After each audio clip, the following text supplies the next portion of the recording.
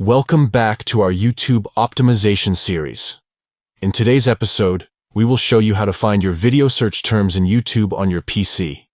By understanding the keywords viewers are using to find your content, you can improve your video's visibility and reach a wider audience. Let's dive in. Step 1. Open YouTube Studio. Launch your web browser and head to studio.youtube.com.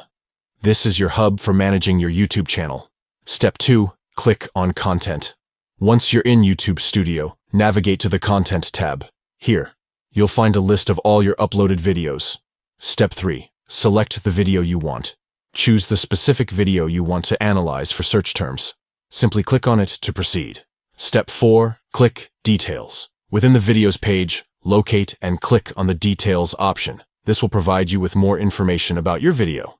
Step 5. Select Analytics. Now, select the Analytics option to gain access to valuable data and insights about your video's performance. Step 6. On the top, click Reach. In the Analytics section, navigate to the Reach tab located at the top of the page.